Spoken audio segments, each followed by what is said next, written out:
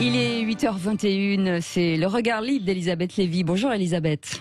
Bonjour Cécile, bonjour à tous. Alors Elisabeth, vous voulez nous parler de Maëlys, qui a été giflée parce qu'elle allaitait en public. Quand Margot dégrafait son corsage pour donner la gougoute à son chat, tous les gars du village étaient là la la la la la la, étaient là la la la la la la, et Margot qui était... Alors là, Oui. la scène se passe donc à Bordeaux. Maëlys patiente dans une file d'attente avec Nino, son bébé de 6 mois, qui se met à brailler.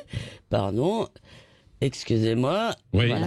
Et alors, Qui se met à brailler en pleine rue et qui demande l'ouverture du milk bar. Alors elle échoue à le calmer et donc qu'est-ce qu'elle fait ? Elle lui donne le sein en pleine rue.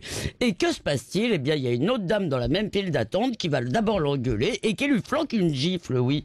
Alors très vite, le Lologate enflamme les réseaux sociaux. On appréciera Lologate parce que le Lolo désigne à la fois le sein et le lait en langage bébé. Donc la presse féminine s'indigne, elle défend le droit d'allaiter quand je veux, où je veux. est-ce qu'elle a raison ou non ?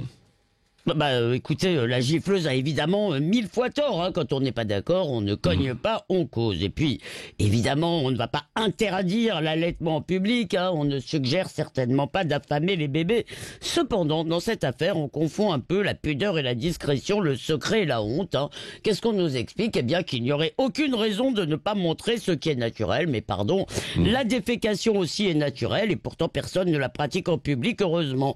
Et dans le Figaro, madame, Nadège raconte sa gêne de sa propre mère, la gêne de sa propre mère le jour où elle-même a mis son bébé au sein. Et que dit Nadège ? Elle dit bien, on ne cache pas un biberon, pourquoi cacherait-on un sein qui nourrit ?